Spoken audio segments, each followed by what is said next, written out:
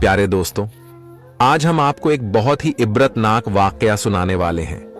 एक हाफिजे कुरान लड़की को सोने रखने पर अल्लाह का दर्दनाक अजाब क्यों आया? आखिर उस लड़की से क्या गलती हो रही थी कि उसे इतनी दर्दनाक अजाब का सामना करना पड़ा?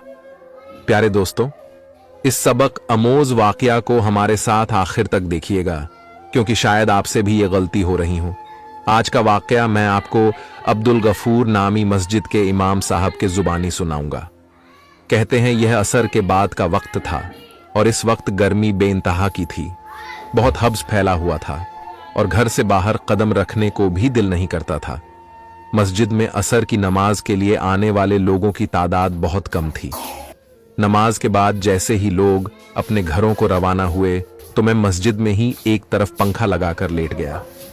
मैंने सोचा कुछ देर आराम कर लेता हूं, लेकिन तभी मोहल्ले का एक आदमी अब्दुल गफूर मेरे पास चला आया और बड़े गमगीन लहजे में कहने लगा, मौलवी साहब, मेरी बीवी इंतकाल कर गई है, उसकी नमाज जनाजा अदा करनी है, आप जनाजा पढ़ा देंगे।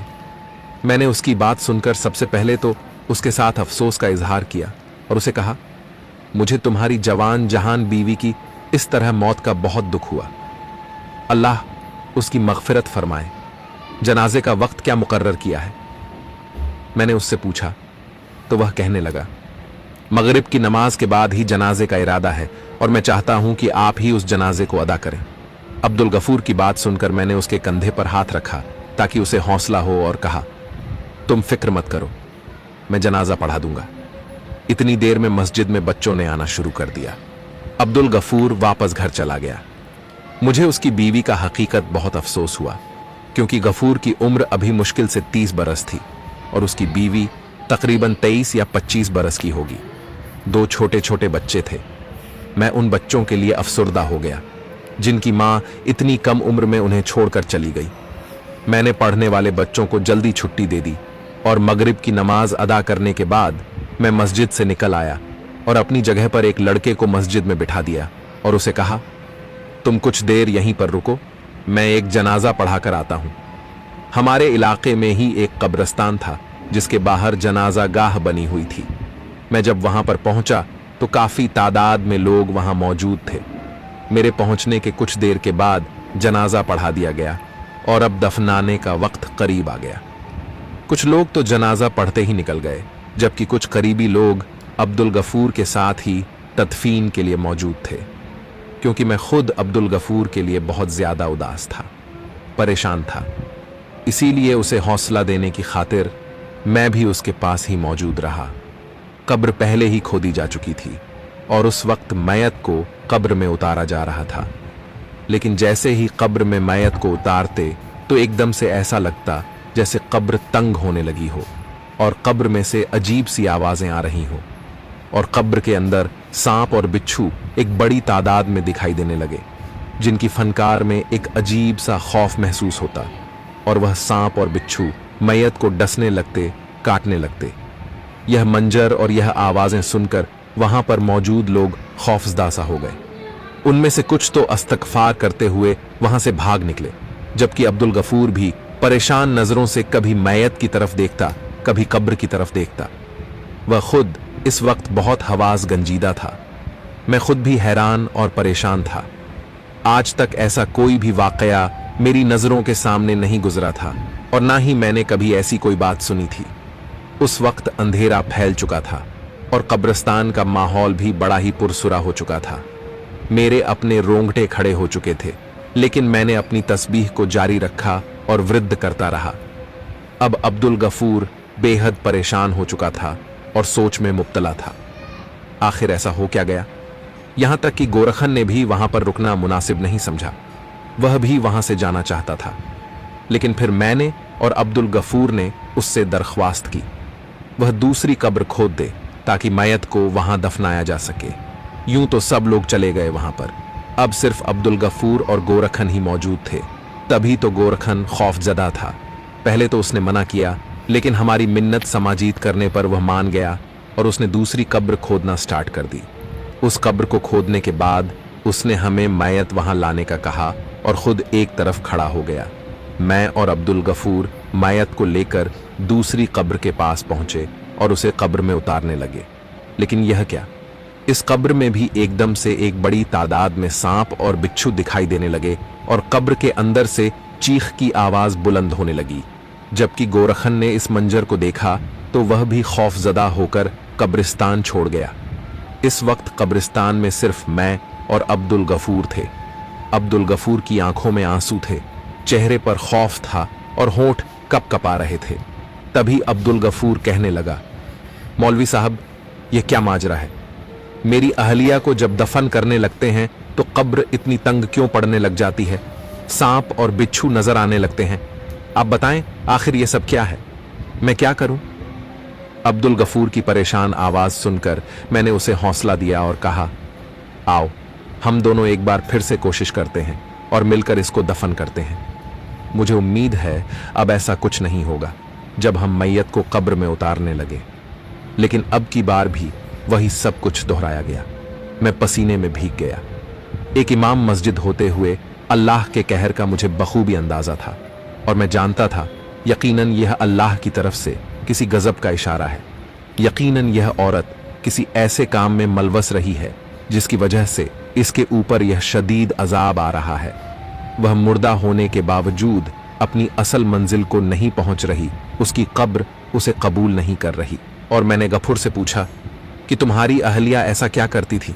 क्या उसने कभी कोई ऐसा काम किया हो, कोई ऐसा गुनाह किया हो जिसकी वजह से उस पर यह अजाब आया हो? मेरे उलझे हुए अंदाज को देखकर अब्दुल गफूर रोने लगा और कहने लगा, मौलवी साहब, मेरी अहलिया ने अपनी जिंदगी में एक ही गलत काम किया था और शायद यह उसी की सजा है। अब्दुल गफूर का लहजा हारा हुआ था और उस वक्त दुख से भरपूर था। मैंने उसे हौसला देते हुए कहा, हिम्मत रखो और मुझे बताओ, आखिर क्या बात है? हमें मैयत को दफनाना है और जब तक तुम मुझे असल बात नहीं बताओगे यह काम नहीं होगा। वैसे भी सब लोग यहां से जा चुके हैं, अंधेरा बढ़ चुका है और ईशा का वक्त करीब आ गया है। तुम मुझे असल मामला बताओ ताकि मैयत को दफनाकर हम लोग भी यहां से रवाना हो सके। अब्दुल गफूर भी जैसे सूरत हाल की नजाकत को समझ चुका था और तभी कहने लगा, मौलवी साहब, यह आज से 6 साल पहले की बात है, जब मैं और मेरी अहालिया किसी और इलाके में रहते थे। हम बेहद खुश थे। मेरी शादी को अभी 3 साल ही हुए थे और मेरे घर सिर्फ एक बेटा ही था। मैं एक अच्छी नौकरी करता था। मुझे वहां से जो रकम हासिल होती उसमें हम दोनों मियाँ बीवी और हमारे बच्चे का गुजारा हो रहा था।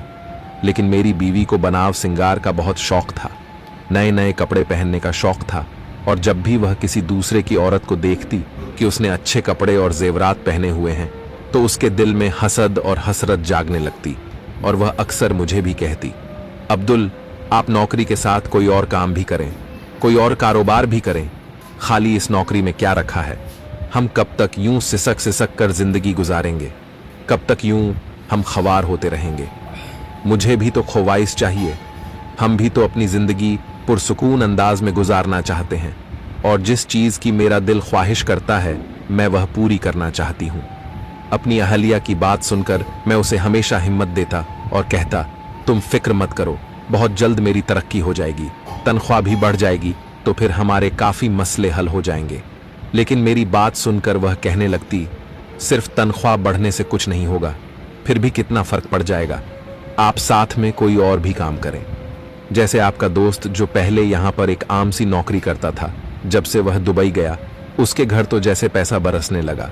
उसकी बीवी ने भर भर कर जेवर पहना होता है और उनके बच्चे भी शहर के महंगे स्कूल में पढ़ाई करने जाते हैं। उनके घर पर रोजाना पिज़्ज़ा बर्गर सब कुछ आता है। आप भी कुछ ऐसा करें। मेरी बीवी ललचाए हुए अंदाज में मुझे कहती तो मैं रोजाना उसकी इन बातों से तंग आकर इस बात को सोचने पर मजबूर हो गया कि मुझे भी अपनी बीवी बच्चों के सुकून के लिए बाहर चले जाना चाहिए। इसलिए मैंने अपनी जमा पूंजी दांव पर लगा दी और अपने दोस्त के कहने पर एक एजेंट को पैसे दे दिए। लेकिन वह एजेंट फ्रॉड निकला और मेरे पैसे खा गया। मैं चूंकि नौकरी भी छोड़ चुका था, अब मेरे पास नौकरी का भी कोई आसरा नहीं था और जो जमा पूंजी थी वह भी खो चुका था। हमारे घर के हालात खराब होने लगे। अब नरगिस दिन रात मुझे ताने देती और मैं उसके साथ झगड़ा करता और उसे कहता, तुमने मेरे साथ अच्छा नहीं किया। पहले अच्छी भली गुजर बसर हो रही थी, अब 2 वक्त की रोटी बड़ी मुश्किल के साथ खा रहे हैं, लेकिन तुम्हारी न शुक्र की बदौलत वह सब कुछ खत्म हो चुका है। तंग आकर मुझे जो कोई भी छोटी मोटी नौकरी मिलती या काम मिलता, मैं वह कर लेता, लेकिन अब पहले जैसा ना तो सुकून था और ना ही घर में वैसी रेल पैल थी। नरगिस ने भी घर के हालात को देखते हुए एक घर का काम पकड़ लिया। उस घर में 2 मियां बीवी ही रहते थे और उनके बच्चे भी नहीं थे। उस औरत के साथ कोई मसला था, उसे कोई बीमारी थी जिसकी वजह से वह ज्यादातर बेड रेस्ट पर ही रहती। इसलिए नरगिस एक तो उस औरत की देखभाल करती और फिर साथ साथ उनके घर का काम भी करती, जिसके उसे अच्छे खासे पैसे मिल जाते थे। नरगिस अक्सर घर पर आकर उनके बारे में बात करती और बताती, आज साहब ने अपनी बीवी के लिए 3000 का सूट लिया है, और कभी आकर कहती, आज साहब ने अपनी बीवी के लिए सोने की अंगूठी तोहफे में दी है। मैं हैरान होकर उसकी बातें सुनता, क्योंकि वह औरत तो बीमार थी और साहब का काम तो अच्छा था, वह अपना कारोबार करते थे। जबकि नरगिस कहती, जब भी मैं अपनी मालकिन को देखती हूं तो दिल में हसरत जागती है। उस औरत ने भर भर के दोनों हाथों में सोने की चूड़ियां पहन रखी होती हैं, और इसके अलावा गले में चैन, कानों में टॉप्स और हाथों में 2-3 अंगूठियां तो मामूल की बात है। सब कुछ सोने का है, और मुझे देखो, मेरे पास तो एक छल्ला भी नहीं है। नरगिस अक्सर हसद के साथ यह सब कहती और ना शुक्री करती, और मैं अफसोस से उसकी तरफ देखता रह जाता। हमारे दिन गुजर रहे थे, लेकिन जो पहले वाली बात थी अब वह बाकी नहीं रही थी। कुछ मेरे और नरगिस के दरमियान भी एक दरार सी आ गई थी। हम दोनों एक दूसरे से थोड़ा खींचे खींचे रहते थे, क्योंकि हालात बदलने के बाद मैं उसका कसूरवार नरगिस को ठहराया था, और नरगिस मुझे अभी कुछ दिन ही गुजरे थे जब एक दिन नरगिस की बेगम साहिबा का इंतकाल हो गया। उनके इंतकाल की खबर ने मुझे और नरगिस को बेहद अफसुर्दा कर दिया था। इस वक्त नरगिस उनके करीब ही मौजूद थी, जबकि उनका शौहर अपने काम पर गया हुआ था। नरगिस ने ही उसे उनकी बेगम के इंतकाल की खबर सुनाई, और इसके बाद नरगिस उसकी तदफीन तक वहीं पर मौजूद रही। और नरगिस अब बड़ी परेशान भी थी। उसका काम जो छूट गया था, और अब वह घर पर ही रहती थी। मैं उसे हौसला देता और यही कहता, तुम फिक्र मत करो, अल्लाह तुम्हारे लिए कोई और सबब लगा देगा। लेकिन मैं नहीं जानता था नरगिस की परेशानी के पीछे कोई और वजह है, और जब मुझे इस वजह का पता चला तो मैं खुद भी बेहद गुस्सा हो गया। एक दिन अचानक जब मैं शाम के वक्त जल्दी घर आ गया, उस दिन मेरी तबीयत कुछ ठीक नहीं थी, और उस वक्त नरगिस को मेरी आमद के बारे में पता नहीं चला, और अपने हाथों में सोने की चूड़ियां पकड़कर बड़ी हसरत से उन्हें देख रही थीं। उन चूड़ियों को देखकर मैं एकदम हैरान रह गया और बेइख्तियार नरगिस से पूछा, ये चूड़ियां कहां से आई हैं, किसकी है? मेरी आवाज सुनकर वह बेहद घबरा गई और चूड़ियां उसके हाथ से छूटकर गिर गईं, जबकि बुखलाए हुए अंदाज में उसने उन चूड़ियों को एकदम उठाया और कहने लगी, अरे आप कब आए? मुझे देखकर वह घबरा गई थी, जबकि मैंने उसके सवाल को नजरअंदाज करते हुए उससे कहा कि चूड़ियां किसकी हैं, कहां से आई हैं। मेरे लहजे में और आंखों में शक था, जिसे देखकर नरगिस घबरा गई और उसके हाथ पैर फूलने लगे। तभी एकदम वह बेइख्तियार अपना चेहरा अपने हाथों में छुपाकर जोर जोर से रोने लगी और कहने लगी, अब्दुल, मुझ पर शक मत करें, मैं आपको सब कुछ सच सच बताती हूं। तभी नरगिस ने कहना शुरू किया, मैं जिस घर में काम करती थी, बेगम साहिबा के पास इतना जेवर था और वह बहुत अपने हाथों में पहने भी रखती थी। मैं उनको अजीब सी हसरत से देखती थी। मेरे दिल में भी ख्वाहिश पैदा हुई कि मैं भी ऐसा जेवर पहनूं, अपने हाथों में इस तरह की चूड़ियां पहनूं, अंगूठियां पहनूं। उनकी चूड़ियां मुझे बहुत पसंद थीं, इसलिए जब बेगम साहिबा का इंतकाल हुआ, उस वक्त ना जाने मुझे क्या हो गया, शैतान मुझ पर हावी हो गया और मैंने बेगम साहिबा के हाथ से वह चूड़ियां उतार ली, क्योंकि मैं जानती थी साहब इस वक्त बहुत ज्यादा गमजदा होंगे और गम की हालत में उन्हें इस बात का बिल्कुल अंदाजा नहीं होगा कि चूड़ियां गायब हैं। और वही हुआ, साहब ने इस बात को महसूस ही नहीं किया, क्योंकि बाकी जेवर तो वैसे ही मौजूद था, सिर्फ चूड़ियां ही तो गायब थीं। मैं पहले पहले तो डरती रही, लेकिन फिर बाद में मुतमिन हो गई थी, क्योंकि साहब को वाकई उन चूड़ियों के गुम हो जाने का कुछ पता नहीं चला था। वह तो बेगम साहिबा के गम से बाहर ही नहीं निकल रहे थे। लेकिन अब्दुल, जब से मैं ये चूड़ियां घर पर लेकर आई हूं, न जाने क्या बात है, एक बार भी उन्हें अपने हाथों में पहनकर नहीं देख सकी। मैं जब उन्हें अपने हाथों में पहनती हूं, बेइख्तियार बेगम साहिबा का चेहरा मेरी निगाहों के सामने आ जाता है और उनके हाथों में पहनी हुई यही चूड़ियां मुझे दिखाई देने लगती हैं। मैं घबरा जाती हूं और उन चूड़ियों को वापस रख देती हूं। रोज रात को ख्वाब में मुझे बेगम साहिबा दिखाई देती है और वह मुझसे गिला करती है, नरगिस, यह तूने ने मेरे साथ क्या किया? तूने एक मरती हुई औरत के साथ दगाबाजी की, उसके वजूद के साथ धोखा किया, उसके माल में खयानत की, और यह बात वह रोज मुझसे करती है और मैं डर कर उठकर बैठ जाती हूं। मैं बेहद घबराई हुई सी रहने लगी हूं। समझ नहीं आ रहा क्या करूं। यह चूड़ियां तो जैसे ही मेरे गले का फंदा बनकर रह गई हैं। नरगिस ने बेबसी के आलम में रोते हुए जब मुझे यह सब कुछ बताया तो मैं उसे देखता रह गया। मुझे यकीन नहीं आ रहा था कि मेरी बीवी इतनी गलत हरकत करेगी और फिर मुझे वह बताएगी भी नहीं। मैं उससे क्या डांटता, क्या लड़ता, क्योंकि वह तो पहले ही पछतावे की आग में जल रही थी और एक मुसलसल अजाब में मुब्तला थी।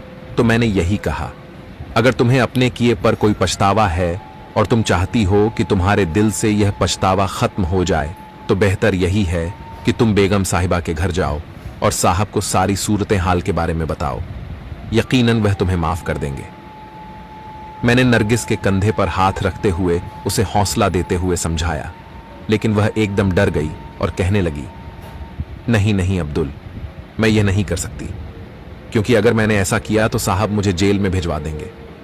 मैं जानती हूं साहब बहुत असूल प्रस्त हैं और वह किसी की भी छोटी से छोटी गलती को माफ नहीं करते, और बेगम साहिबा के जाने के बाद वैसे भी उनका दिल बेहद सख्त हो चुका है।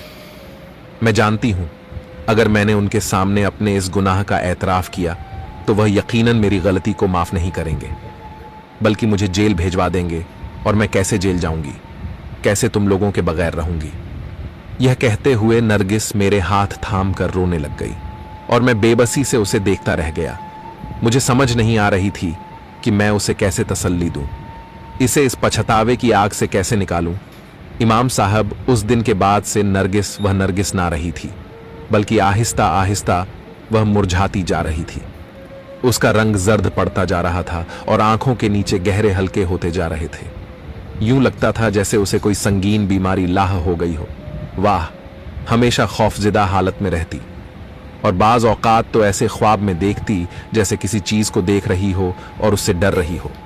नरगिस जो पहले बहुत ही बनने संवरने की शौकीन थी, हाथों में भर भर कर चूड़ियां पहनती थी, अब तो चूड़ियों का नाम सुनकर इंतहा खौफजदा हो जाती थी। उसने दोबारा कभी उन चूड़ियों को निकाल कर नहीं देखा था, बल्कि वह तो उनका नाम भी नहीं लेती थी। इसी हालत में हमारे घर एक बेटी ने जन्म लिया, लेकिन नरगिस का दिल उस बेटी के साथ भी नहीं लग सका। वह अपने पछतावे और खौफ के हंसार में थी। अब तो उसे जीते जागते भी बेगम साहिबा दिखाई देने लगी थी और वह अक्सर उन्हें सामने देखकर चीखने चिल्लाने लगती और उस पर एक अजीब से दौरे की कैफियत आ जाती। मैं चाहता था मैं साहब के साथ बात करके उन्हें सारी सूरतें हाल बता दूं और नरगिस के लिए माफी मांग लूं। शायद इस तरह नरगिस की इस पछतावे की आग से निकल सके और उसकी हालत बेहतर हो जाए। इसलिए मैं नरगिस को बताए बगैर साहब के बंगले पर गया, लेकिन पता चला कि साहब 2 महीनों के लिए बाहर के मुल्क चले गए हैं। मैं बहुत मायूस हुआ, क्योंकि नरगिस की हालत दिन बदन बदतर होती जा रही थी और उसकी चीख मेरा कलेजा चीर देती थी। मैं जानता था उसने लालच में आकर एक मरती हुई औरत के हाथों से चूड़ियां उतारने की बहुत बड़ी गलती की, लेकिन अब वह गलती उसके गले का फंदा बन चुकी थी। वो चूड़ियां अब भी हमारे घर की अलमारी में पड़ी हैं और नरगिस उसी पछतावे की आग में दुनिया से चली गई और अब सारी सूरतें हाल आपके सामने हैं। मैं उसकी नमाज़े जनाजा अदा करने के बाद उसे दफना रहा हूं, लेकिन कब्र उसे कबूल करने से इनकार कर रही है और सांप और बिच्छू उसे डसने को बेकरार है। मौलवी साहब, अब आप ही बताएं, मैं क्या करूं? मैं कैसे यह सब बर्दाश्त करूं? यह कहकर अब्दुल गफूर फिर से रोने लगा और मैं एकदम सटे के आलम में चला गया। मैं सोच भी नहीं सकता था एक औरत ऐसे गुनाह में मुलव्वस होकर इस तरह के अजाब में मुब्तला हो जाएगी। मैंने कुछ सोचकर अब्दुल गफूर से कहा, तुम ऐसा करो, घर से वह चूड़ियां ले आओ, क्योंकि मुझे लगता है मैयत को दफनाने में इन चूड़ियों का किरदार बहुत अहम है। मैंने जब अब्दुल गफूर से यह कहा तो वह बेयकीनी से मेरी तरफ देखने लगा। मौलवी साहब, चूड़ियों का किरदार दफनाने में क्या हो सकता है? आखिर आप कहना क्या चाहते हैं? अब्दुल गफूर के लहजे में तस्वीस थी। तभी मैंने उसे कहा, तुम चूड़ियां तो लेकर आओ, फिर मैं तुम्हें बताऊंगा। मैं तब तक यहीं पर मौजूद हूं। मैंने उसे तसल्ली देते हुए घर भेजा और खुद तब तक इस्तगफार की तस्बीह पढ़ता रहा और नरगिस की मगफिरत के लिए दुआ करता रहा। तभी 20 से 25 मिनट के बाद अब्दुल गफूर कांपता हुआ वापस आया। उसके हाथ में वह चूड़ियां मौजूद थीं।